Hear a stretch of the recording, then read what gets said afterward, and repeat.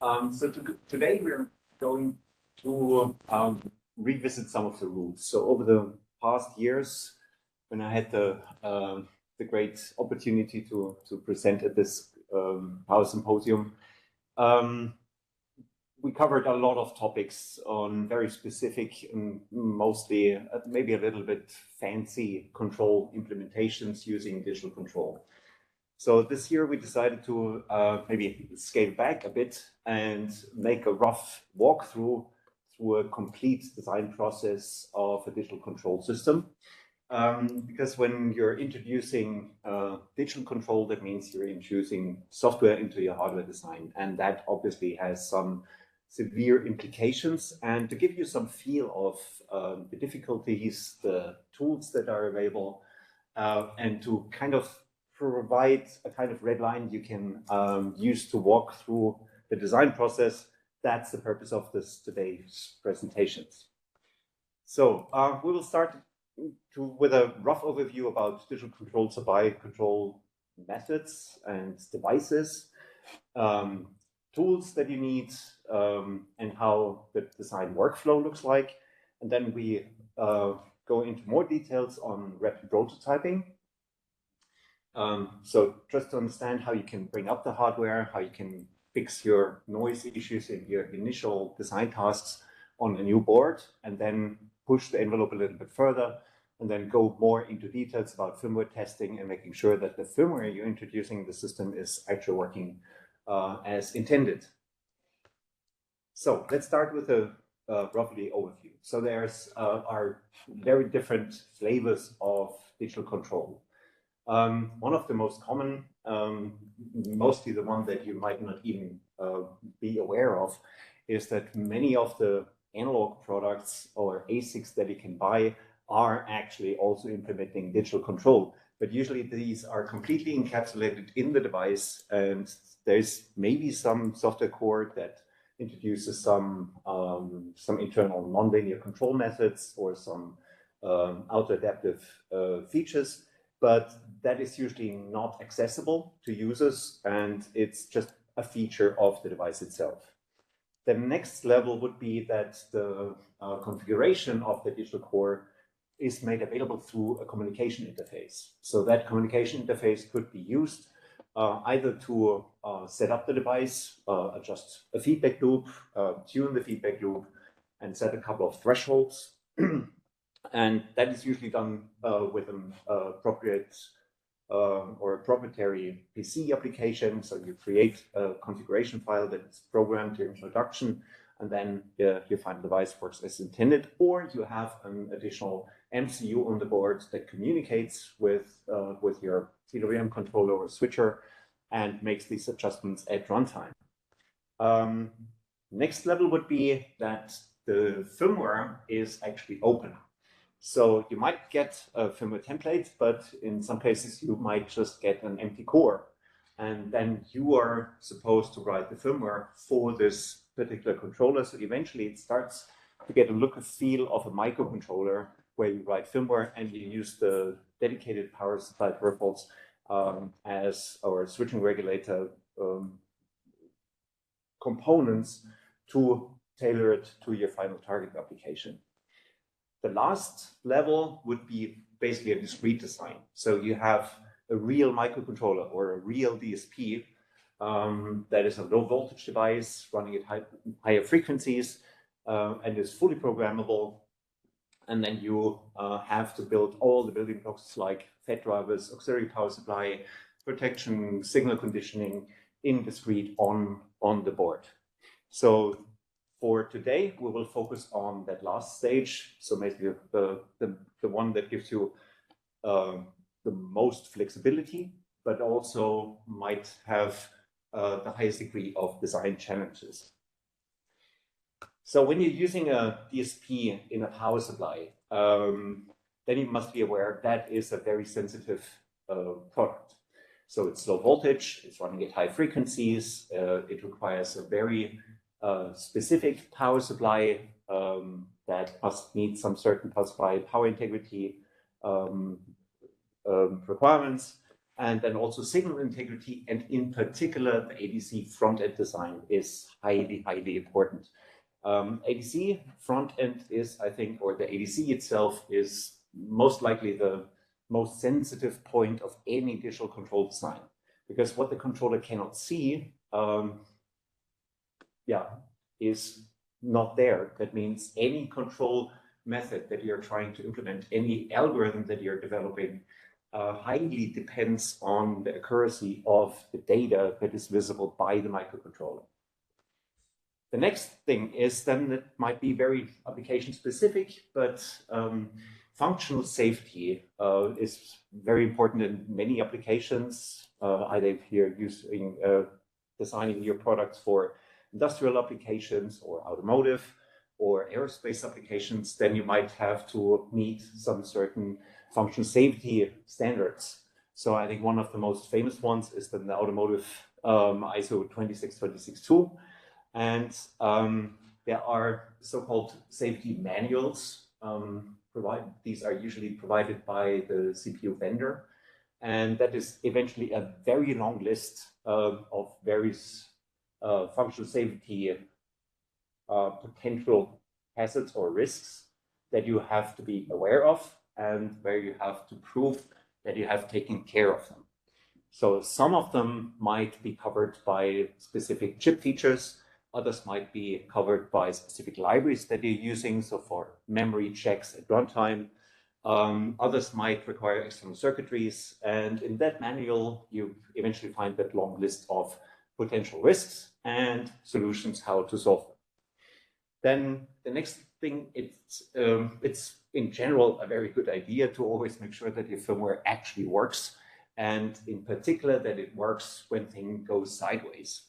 So firmware robustness and quality guidelines are in various industry for a long time. The most famous ones might be MISRA C. That was originally also coming from the automotive industry, and that covers a couple of coding standards that prevent software engineers from writing bad code eventually. Then we have safety standards, that is SIL or ASIL for automotive. That would be IEC 61508 is a very famous one. Then the one that was already mentioned on the functional safety is ISO 26262 or IEC 6730, for example, for appliance.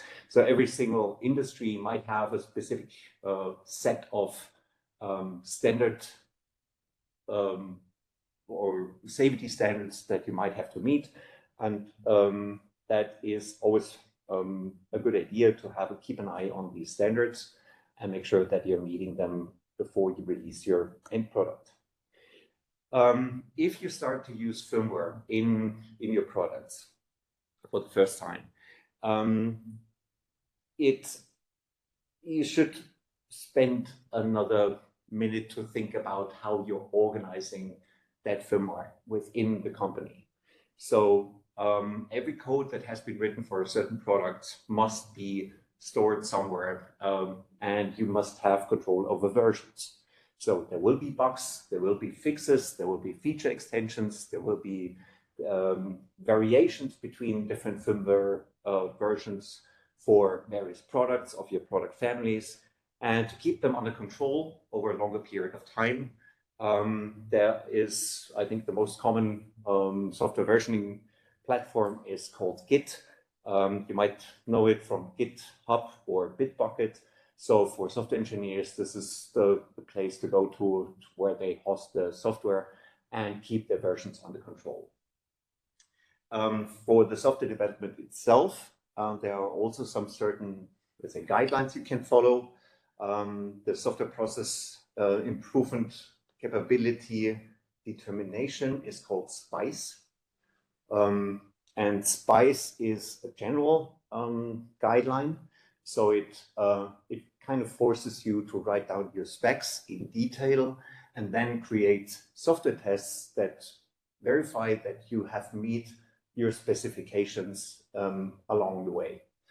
That goes down to very small module testing, so eventually just a function, up to entire firmware and certain implementations.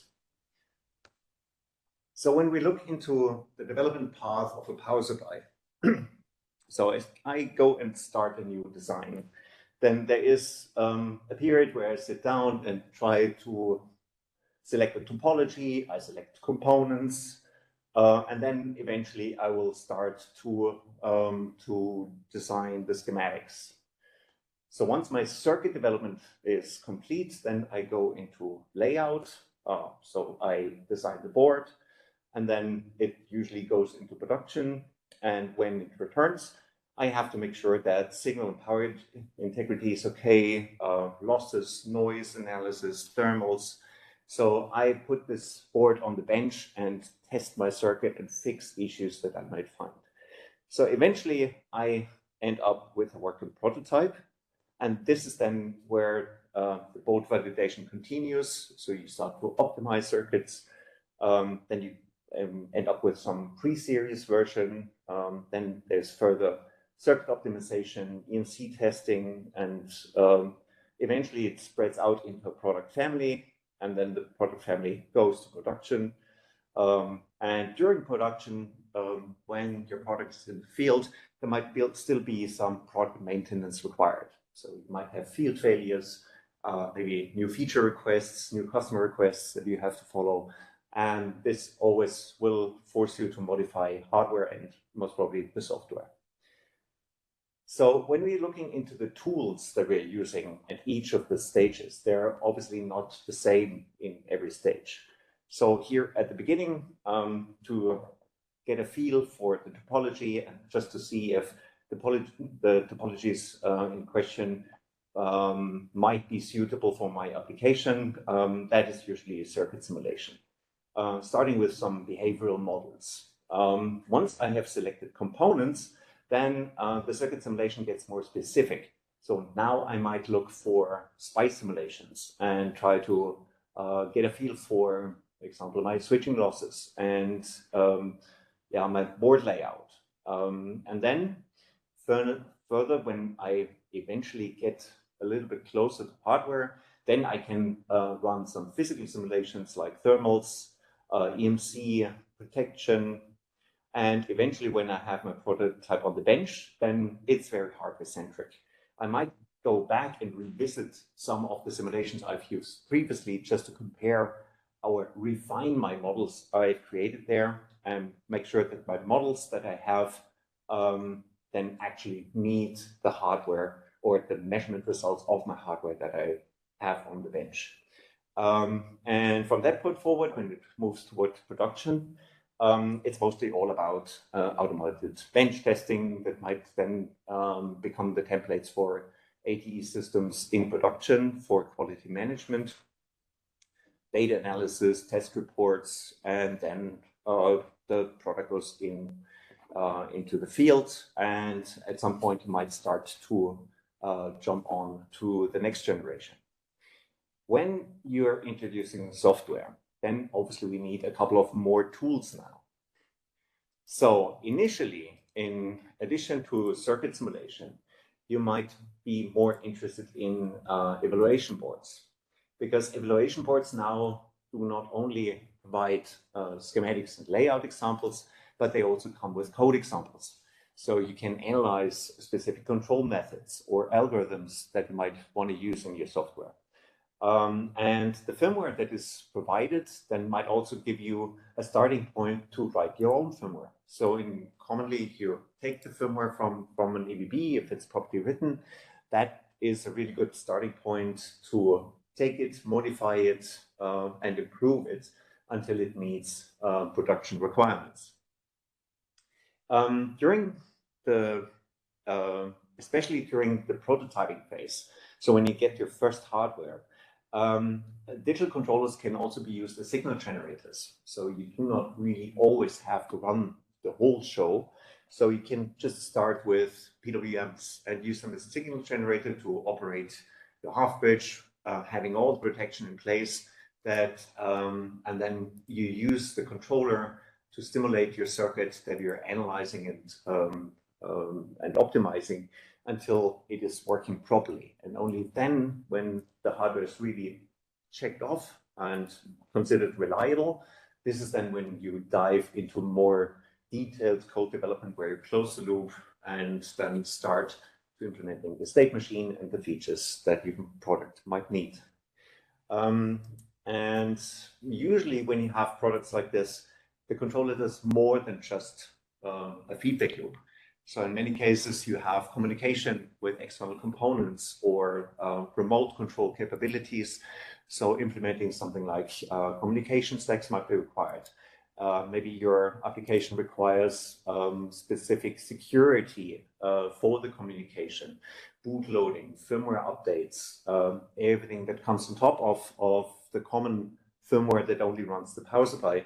So in every single block that you're implementing in the software at some point needs to be tested and verified that it's actually working. So firmware and test verification then becomes very important and then also becomes part of the quality management when you move the product towards production, so that you have also your test reports in place that are eventually equally important as the hardware test reports to get a full package of documentation for your products in place. So when you're starting your first microcontroller design for a power supply, so we have created so-called plug-in modules. So these are tiny control cards.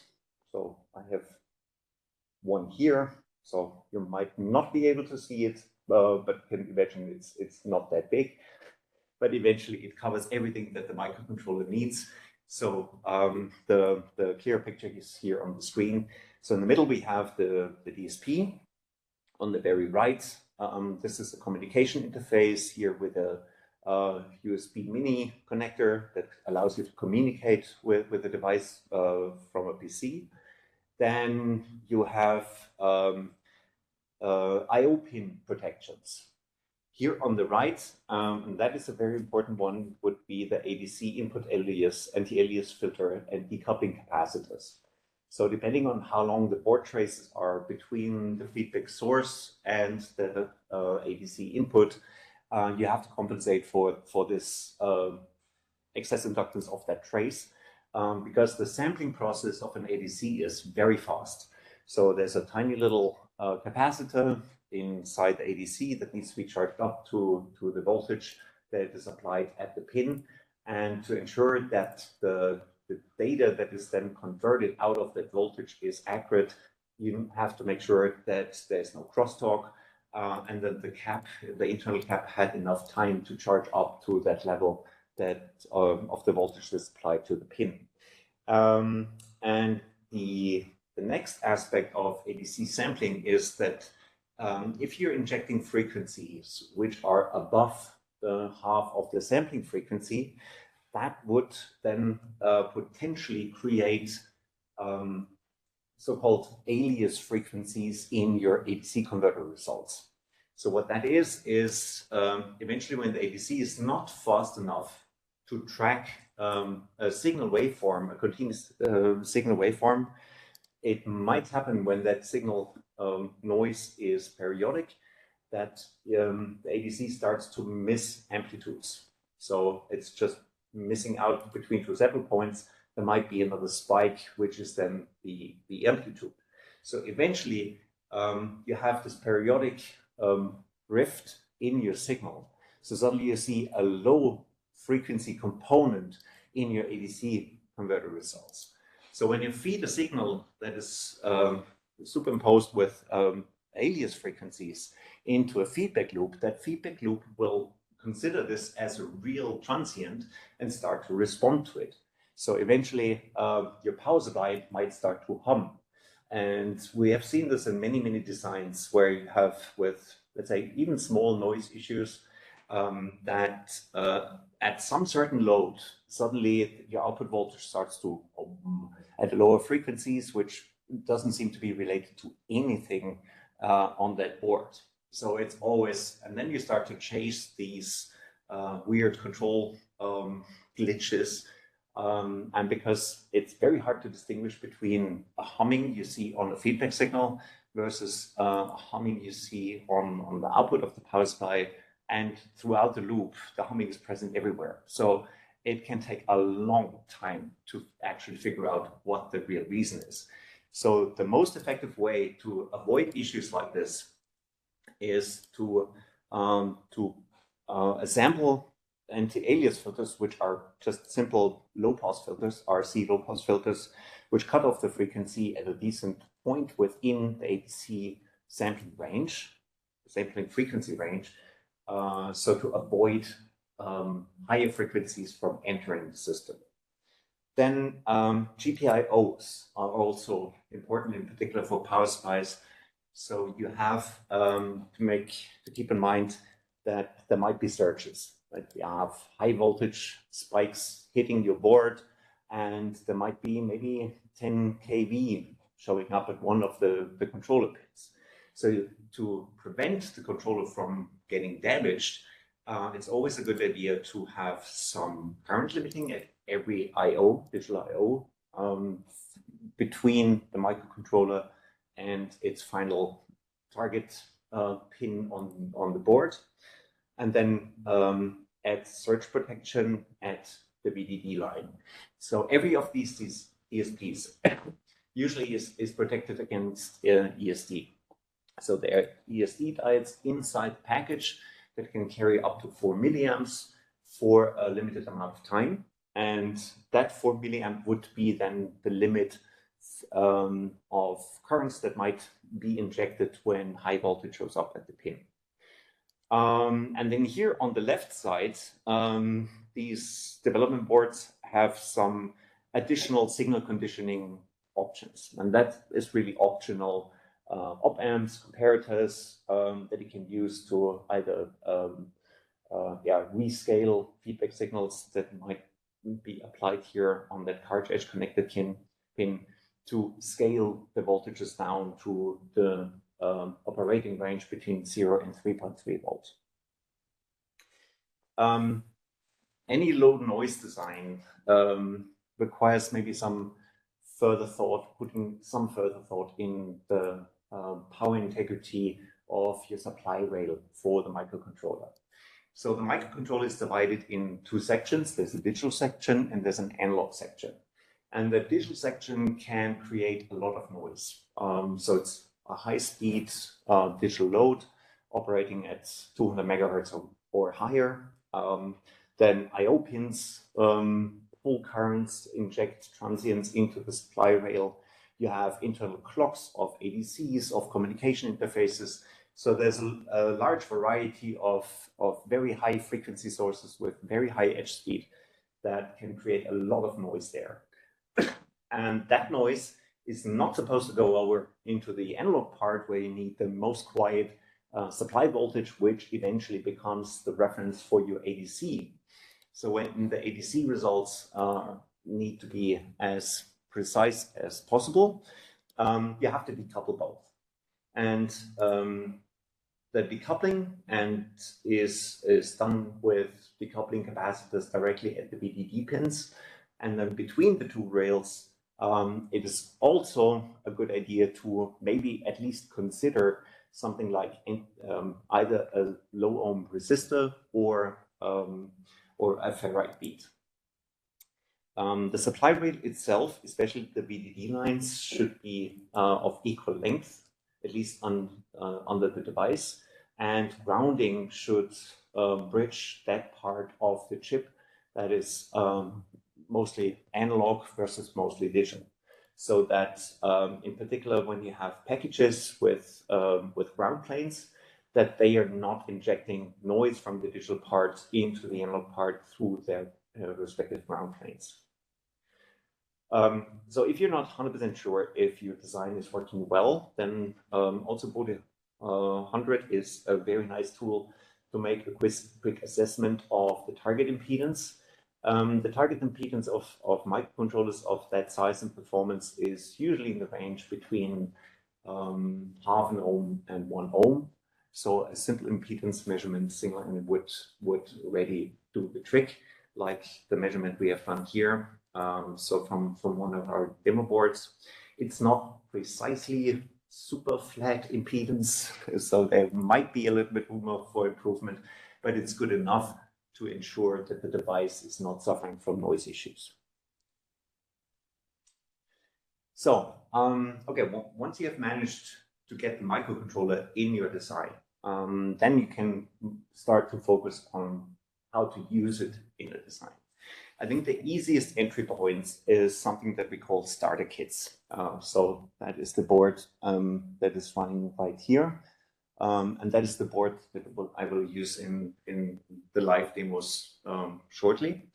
And it's a board that incorporates two power converters. One is a synchronous buck, the other one is an asynchronous boost converter. Then here on the right, we have onboard load. The board also comes with debug and programming capabilities. So you do not need any further tools than just this board to just sniff a little bit into what that controller can do. And then you can pull various code examples from the web, showcasing different control methods, control algorithms, battery charging, droop control, and every building block that is available as the standard from the standard libraries. The next thing would be evaluation boards. So the difference here is that evaluation boards are strictly focusing on topologies. So what we see here on the right is a back-to-back converter, or also known as full switch buck boost converter. So it's a bidirectional topology that can buck and boost. And these boards usually do not have a microcontroller assembled on them. So in addition, you use one of the plug-in cards, so you can choose the controller that best fits into your desired application, plug it into the socket, and then run the board with the code examples that are provided for it. Next level is then development boards. So these would be development boards that you're actually using to write your own firmware for your final product. So there's also a wide variety of various different topologies. And the specific aspects of these is that they are scaled down in voltage. So writing code for high voltage designs is very cumbersome. You have to imagine you have to sit in a lab, you have to take care of safety. There's high voltage, high power. If things go sideways, then usually there's blue smoke. And sometimes if the power is getting higher and higher, then things can really get dangerous. So these boards have been designed in specific for software developers. So we have scaled down the voltages to safe levels. So usually everything below 50 volts and to lower power levels, so that software designers could potentially take this to an office desk and work on the topologies there. And in addition, all of these topologies are protected by a large protection circuit on the back of the board. So every time you do something that is not supported by the hardware would shut down itself. And then you would just get an error indicator, and you can start from scratch without having blown up components and have to run for a soldering iron. And eventually, the very last design support you get here are reference design. Reference designs are meant to be close to production. Some are closer, some might leave a larger gap, but at least what they're trying to do is they are trying to meet common target application standards: efficiency, thermals, power output, voltages. So these are the ones that are eventually working prototypes. What we see here on the right, for example, is a 30 kilowatt Vienna rectifier, and there are other really big power designs like three-phase PFCs, then also an active dual bridge converter or phase shift to full bridge, LLCs operating up to 800 volt, 400 volt designs. So usually designs that are a little bit tricky to work with. These reference designs are also meant to not only show the performance of the controller, but usually also some power devices, silicon carbide devices, gallium nitride devices, and show you the proper filtering layout proposals. So these are really meant to be design templates, but they are not equipped with protection circuits like the development boards. So if things go sideways there, there will be smoke. Okay, so let's jump into rapid prototyping. So the example I've prepared is running on one of our development boards. That development board, as I already mentioned, incorporates two power supplies, a buck converter, and an asynchronous boost converter.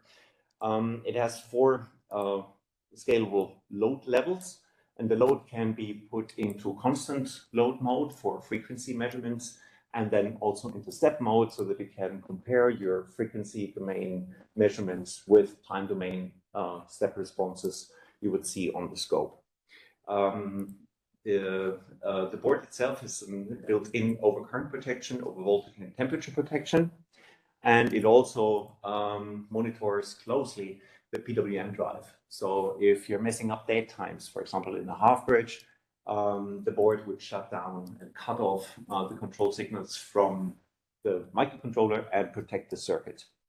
The development features are, we have an onboard program and debugger, so I can write code, I can program the code, and I can debug it. So that means I can run the code while my IDE is pointing out where I am. I can place breakpoints, I can stop the code, analyze my internal values, and then take it from there and start to troubleshoot or debug my code.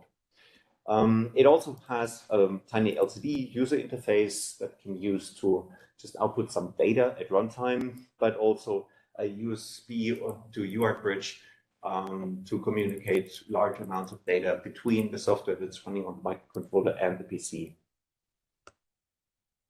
So from that board, in the initial test, we are just using these components. So there's the input voltages between 6 and 14 volt. We're using a DSP33CK switch and power supply DSP device to run the synchronous buck converter that and provides a 3.3 regulated output voltage. The control software block diagram that we're going to implement is a simple voltage mode controller, a type 3 voltage mode controller in digital. So eventually the feedback loop looks just like in analog. The only real difference here is that the compensator is not an RC network around an op-amp. Now it's executed in code. And the data is not continuous, but it is a discrete feedback signal because it's measured through an ADC. A state machine is required because, in particular, because of the protection circuit on that board. That means we cannot just turn on the PWM. That will cause a large inrush current that would trip the protection circuit and the board would never run. So we need a minimum of a state machine control. And this state machine is just a timer that increments the reference of our feedback loop over time so that we get a nice soft start ramp and ramp up from 0 to the nominal 3.3 volt output. Then we also have some built-in protection. So there's an under voltage over voltage lockout that looks at the input voltage and only operates the board if the input voltage is in a valid range. And there's also something that we call a regulation error. And this regulation error module always compares the reference with the most recent output voltage. And if they divert for too much, for too long, we would consider this to be an error because something seems to be really off, and that would then also trip a shutdown of the power supply. And the most important feature of all is the blinky LED. A heartbeat indicator that indicates you that the code is actually running and executing. And the blink code then can immediately be used to indicate an error, a shutdown condition, a standby condition, or that the code is in normal operation. And once you get used to stare in blinking LEDs, you might really start to enjoy it. Okay, so what tools can we now use to get this simple block diagram in place in a short period of time? I mean, every vendor of DSPs has some graphical configuration tools in place. Ours is called MPLAB Code Configurator. We will use this UI to configure a complementary PWM, two ADC inputs, one for output voltage, one for the input voltage, then an internal timer that we need for the state machine, and one general purpose I/O to blink our LED. The control loop itself then is generated by a different design tool, which is a little bit more sophisticated. It's called Power Smart, and it allows you to pick and choose various different control types and set them up. And the design of the feedback loop is exclusively done in the frequency domain. So this is where you can place your poles and zeros of the compensation network. You can adjust the loop gain, scale your feedback signals and your output gains. Then you hit the bottom and it will generate the DSP library that will be executed directly on the DSP core, being triggered by the PWM and the ADC values on a cycle-by-cycle basis. So this feedback loop will run, in this particular case, at 500 kilohertz control frequency, consuming roughly 40% of the total available CPU resources of the chip. To make sure that you have the fastest possible loop that you can achieve high control frequencies requires that the code is as compact and optimized as possible. So in general, that is assembly code. So the assembly library will be added to your firmware, and the firmware is then calling that assembly library in the so-called interrupt service routine.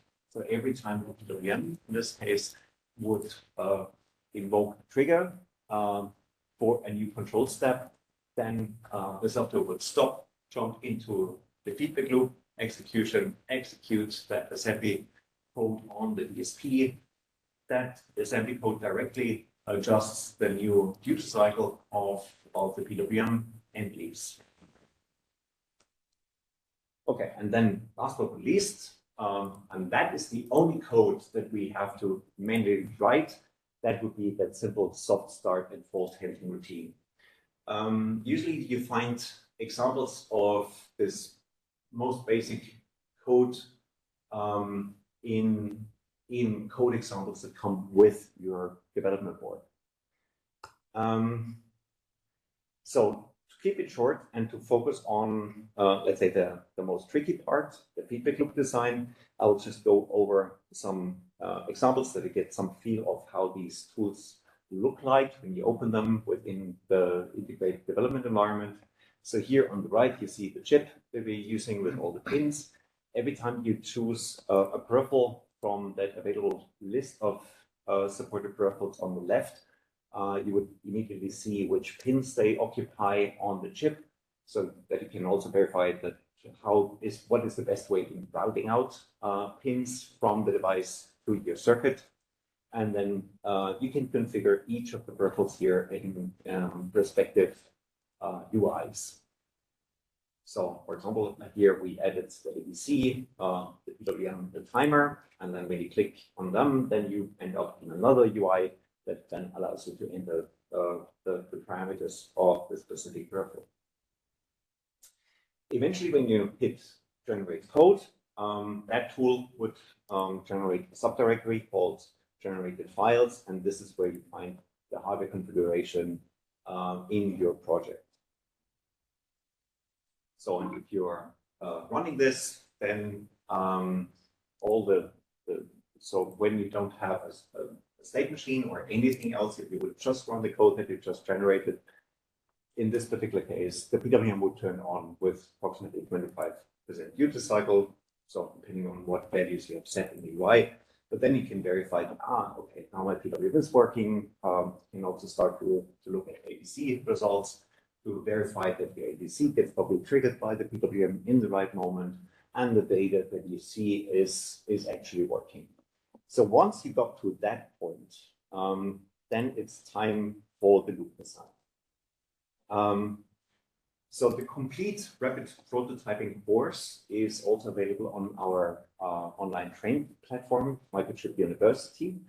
That course is for free. So if you're interested to see in more detail how a rapid prototyping process looks like, that course takes roughly 70 minutes, and it is really starting from scratch. So with an empty project in a new board, and you start to build a complete project that runs that buck converter on the demo board in a process that we are partially going through over the next couple of minutes by initializing the peripherals, generating the signals, initializing the device, and then adding a little bit of soft start code, and then we are measuring the planned transfer function of the power supply.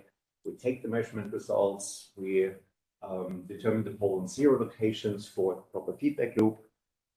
We set up a proper feedback loop, we program it, we verify that it's meeting our design targets, and then eventually there's one additional feedback loop tuning round, and all of that takes roughly 70 minutes.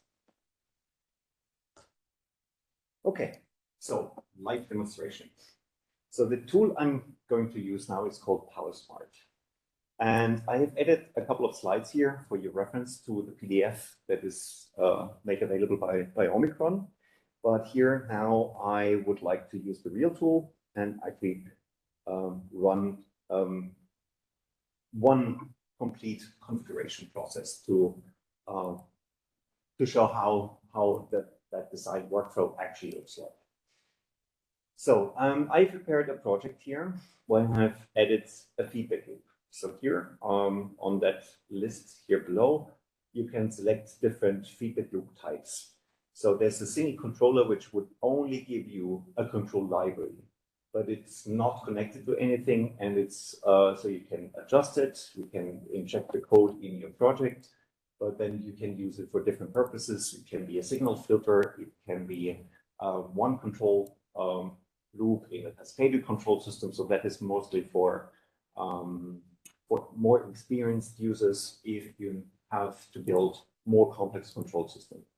The more simplified control systems are in a shape like the block diagram we see on the right.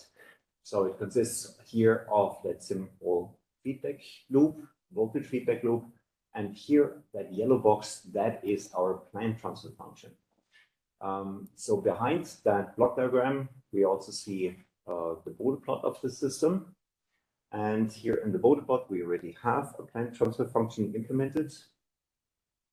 So we have a planned transfer function, we have the compensated transfer function, and then eventually the open loop transfer function. So this is to verify basically the expected transfer function of the system once you have completed the complete design process. So getting the planned transfer function, that is usually the hard part. And that tool will not help you to get one, or only partially. So the purpose of this tool is exclusively the design of the feedback loop. So your transfer function of your plant might come from some other sources. So we have a quite flexible import dialog that allows you to either import text files. Usually any tool that is able to generate the transfer function allows you to export the data in form of a text table. And that would be then the interface through which you can import this text table, scale the data, convert the data, and eventually end up with a planned transfer function that is then used to superimpose your feedback transfer function and eventually get to your open loop gain transfer function. The one method that I'm using right now is using a simple simulation. So thanks to Christoph Basso, we have seen the capabilities of Simplis. So I have not to go into any more details. The only thing I have to do is eventually open our schematic. And that schematic is one example of many for specific topologies. So usually there are reference to some development boards or evaluation boards. In this particular case, that buck converter here has been modeled for this particular digital power starter kit buck converter. So what we see here is the circuit. Current sense transformer is current feedback. Then here's the half bridge, the inductor, output capacitor, the voltage divider, and then here below, these are the additional blocks we need to measure the planned transfer function. So we have the pop trigger that drives the AC analysis. Here is basically our Bode measurement unit or model. And then here we have a complementary PWM model. So the digital PWM on these devices is extremely complex. So to just provide a single model would drive you crazy because it will be equally hard to configure as it is on the microcontroller and would involve quite extensive GUIs to support this. So we decided to go for default functions of that PWM module that's modeled in smaller building blocks. In this particular case, it's a complementary PWM that allows you to adjust dead times, frequencies, duty cycles, and then when you're using multiple of them, then you can also phase shift, put some phase shift between them. And then there's a so-called P-term controller, which actually provides the reference for that PWM model. The P-term controller is a unity gain loop. So it eventually will replace the feedback loop with a constant gain of 1. So when you run a loop measurement on that circuit, the only result you get is eventually the planned transfer function, because the h of s, the compensator gain, is 1 and then therefore becomes transparent. That is exactly the same method that we will later on use in the software to measure the real plant from the real power supply. But when I run that simulation, I get some time domain data, switching signals, waveforms, currents, and so on, and also the planned transfer function. So now I can export this data. We are using this copy graph data option. I can go back into Power Smart.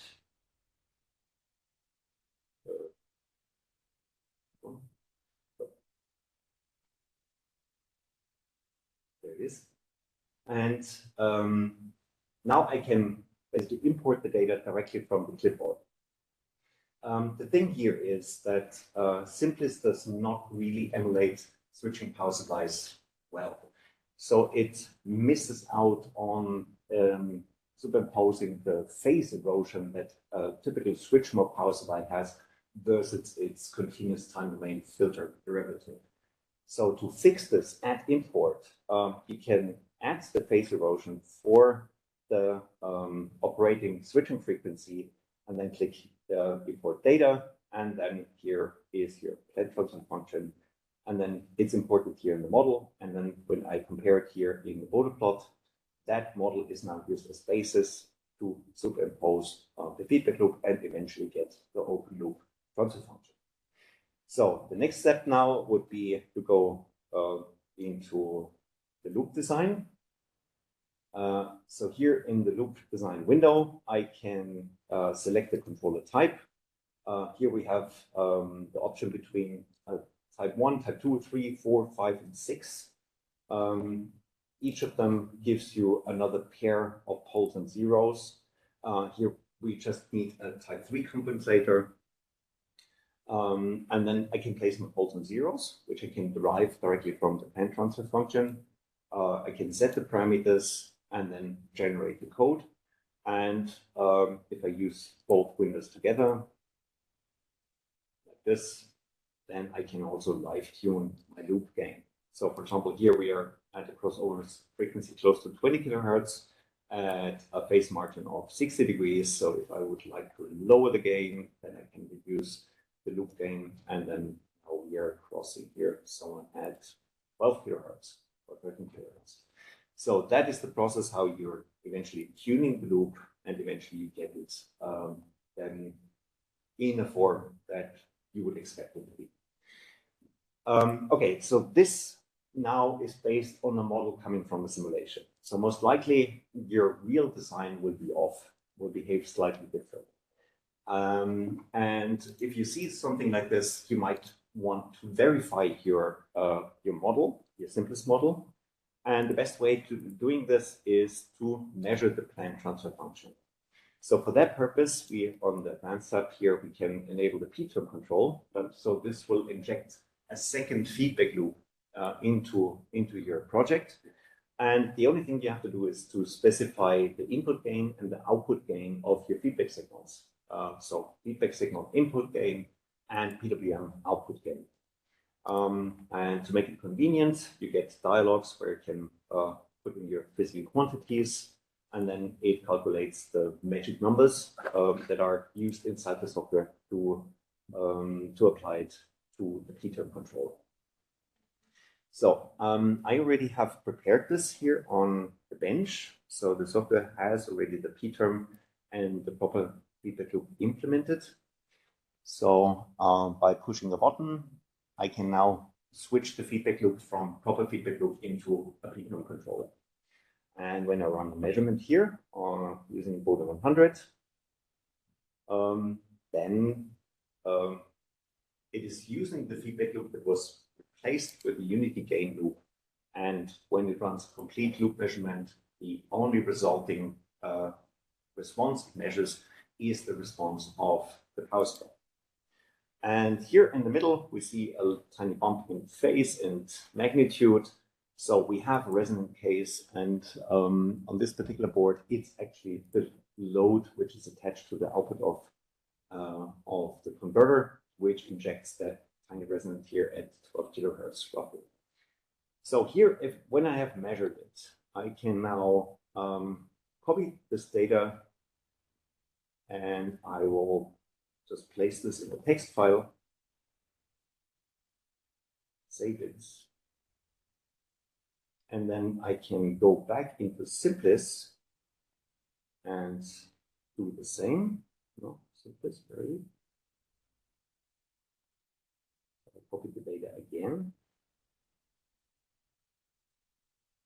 and paste this in another text file. And now I switch over into yet another tool that is our Bode analyzer, and I'm importing both results in that Bode plot, and now I can compare them properly. And what I see is that the phases are horribly off. Okay, we already know about Simplis not considering the phase erosion of a switch from power supply. So to fix this, we can now use another feature where we can superimpose a phase erosion at 500 kilohertz at a zero auto hold of approximately 800 milli. This is because I already know that number. So, and that would then eventually correct that phase error. The measurement we have just taken has kind of the same issue, but in the different direction, because we are still executing a digital feedback loop. So that feedback loop has a zero auto hold. So the phase we measure is not the phase of the plant. It's kind of the impact of the zero auto hold of our p-term implementation inside the plant measurement. So if I really want to know the plant, then I have to compensate that phase erosion, but in the different directions. So instead of superimposing the phase erosion, I compensate that phase erosion. Oops, wrong data series. Let's the correct one. And this is then the final result. So if you see that there are deviations, like always, and now you can spend the time in sitting down and reworking your model and trying to figure out which precise parameter in your model might cause these deviations here between phase. Slight difference in resonant frequency, that's most likely component tolerances from the board. And then you have the board itself that seems to have an issue here at the 12 kilohertz. So some internal resonance which distorts the phase and the magnitude. But eventually, when you look in general, in the overall alignment of both courses, it's pretty close. So now I start to trust my simplest model a little bit more, and because the data is a little bit cleaner, I have two choices. Either I take my plant measurement as the basis for my controller design, incorporating this real hardware disturbance that I have to deal with, most likely later on when I try to stabilize my power supply, or I go for a more general approach and pick the simulation. If I use the Bode plot, then yeah, some of the measurements you see there's also some high frequency noise. So I can still clean this up using a filter and post-filter this a little bit to clean up the data, and now it can then be re-imported as a transfer function in the eventual loop design. Okay, so if I have completed my design here and I've adjusted my loops, so here I can also make some further analysis using the cursor. I can step and find zero crossings, making sure that, so here I get a result of approximately 60 degrees phase margin at 20 kilohertz crossover frequency with a gain margin of -9 dB. So now I want to verify that everything is working. So I can switch back to the proper feedback loop. And then we run the measurement.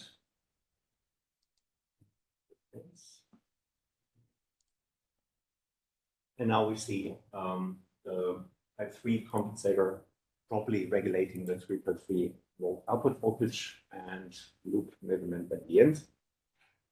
Should most probably come very close to what our simulation said.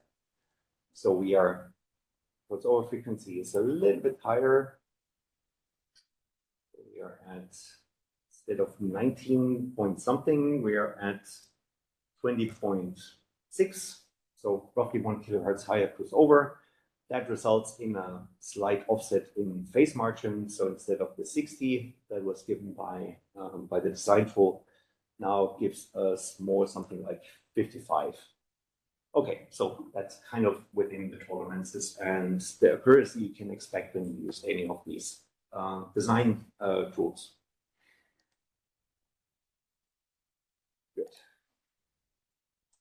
So that is eventually the tool chain that you might use to bring up your prototype. And then you take it from there. So you keep optimizing, you keep playing with different feedback loops, you can implement more complex feedback loop implementations, going for average current, multi-phase. So the design tool, PowerSmart, supports a wide variety of different control systems that might eventually, hopefully, solve all your design challenges. So, but there is more. So, because I said that the feedback loop and rapid prototyping usually gets away with very simple code. And in most cases, you have either it's just a signal generator or it's a signal generator with closed loop implementations. That might be a platform where you can already optimize the control system up to a very high degree, but at some point, the state machine becomes important.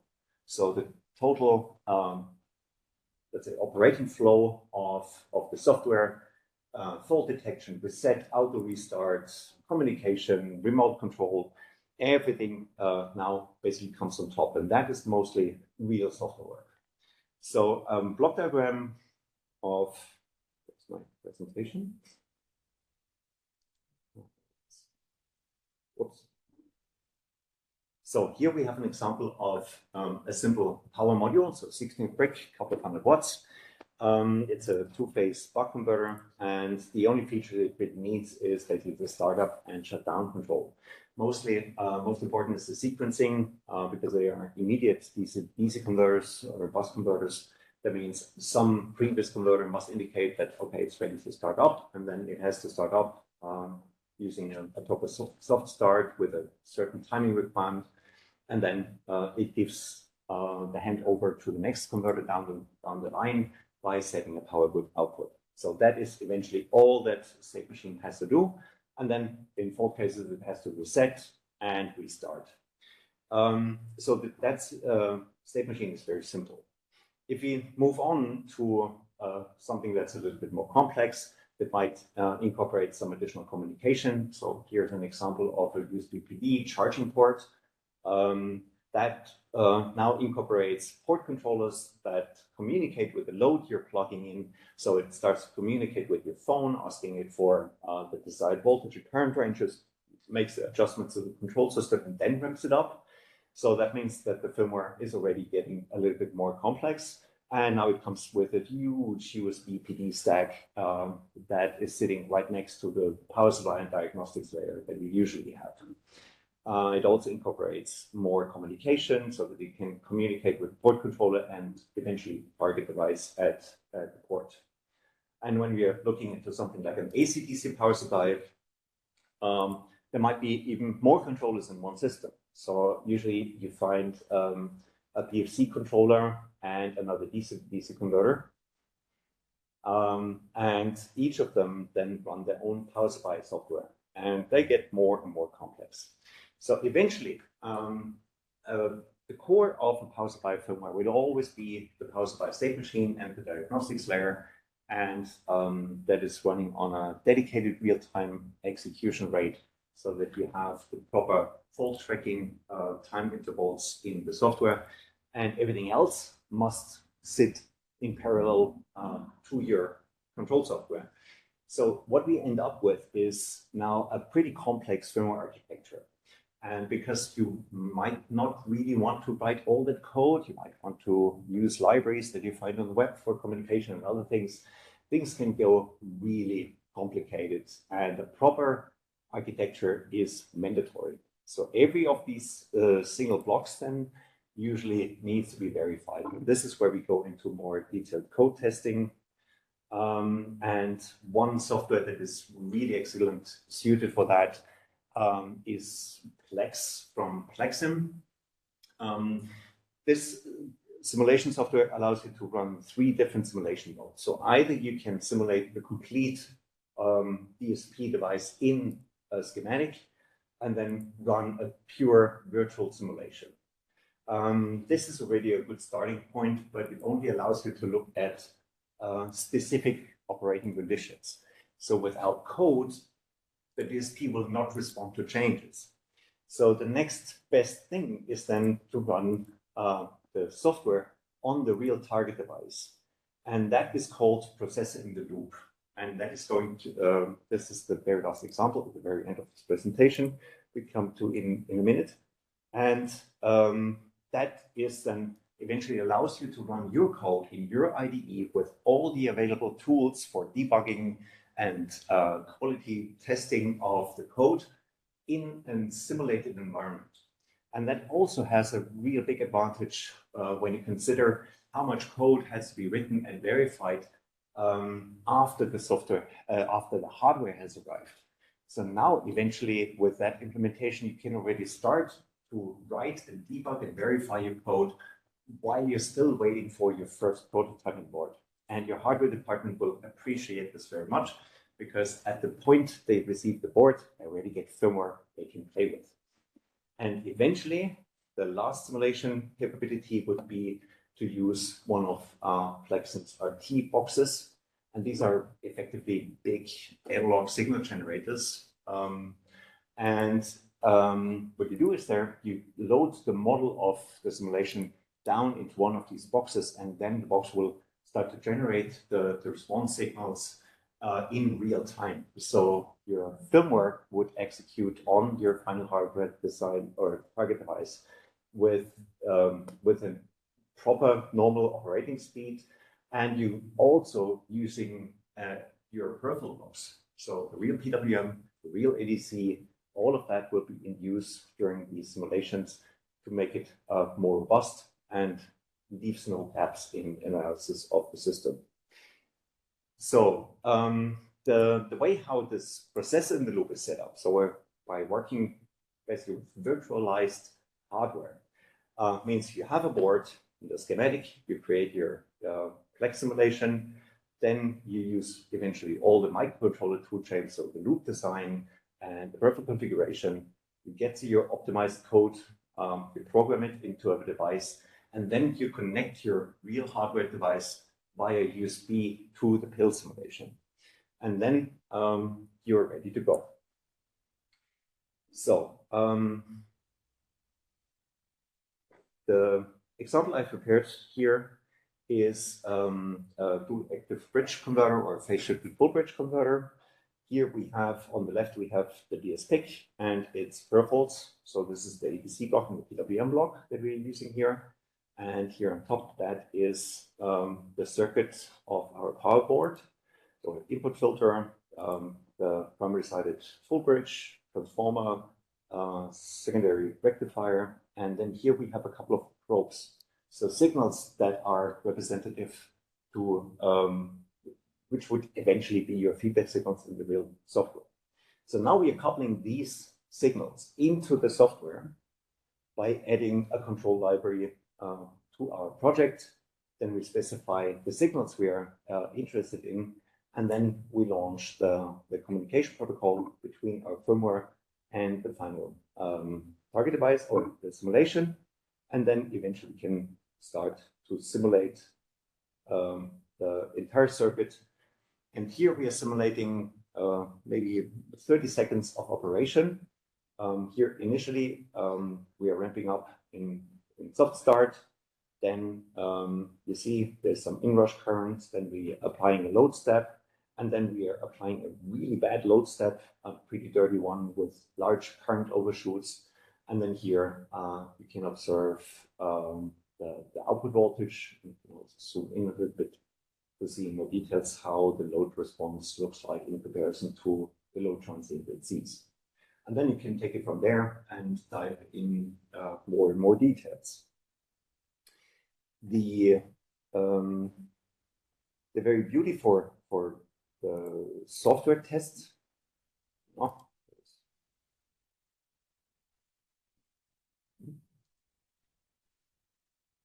sorry, presentation. Windows.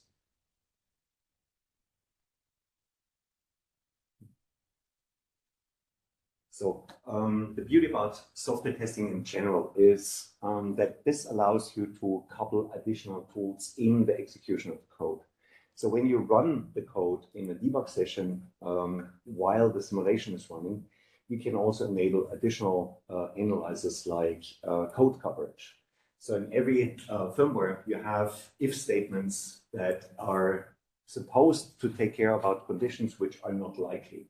So if things go sideways, your MOSFET blows up, overcurrent is detected, you cannot read any feedback signal. So some real bad conditions that are actually not really exist on a real hardware. And especially when we're talking about high voltage and high power, it's also most likely not a good idea to simulate them by just sticking screwdrivers into your power board. So here in the emulated hardware, we can do everything. We can simulate any kind of the weirdest fault cases and then force the software to eventually execute every single line of code until we have a complete code coverage of the tested code, so that when we are writing our test reports that we know we have not missed anything.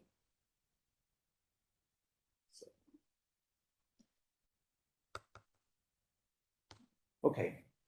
So to sum this up, additional controls of switch from power supplies enables a lot of new technologies. If you're interested in multi-level converters, weird stuff, interleaved LLC, everything that's highly nonlinear and really difficult to control, digital control is actually the way that can enable you to get this done. But it comes with a huge burden. And not only the skill set of writing firmware, it's also the test, the verification, and the quality management of the firmware within the company that might get challenging to get under control. So having a wide variety and good ecosystems, libraries, test tools, verification methods, and a good idea about how the design work flows before you actually start to execute on one is highly important. So I hope this presentation gave you a good overview about typical design processes and methods and tools. And obviously I could only scratch on the surface. So by maybe looking further into various offerings, online trainings, and further design tools, hopefully you can get a better picture. But in any case, we're here all the time to help you out whenever possible. Thank you very much for your attention.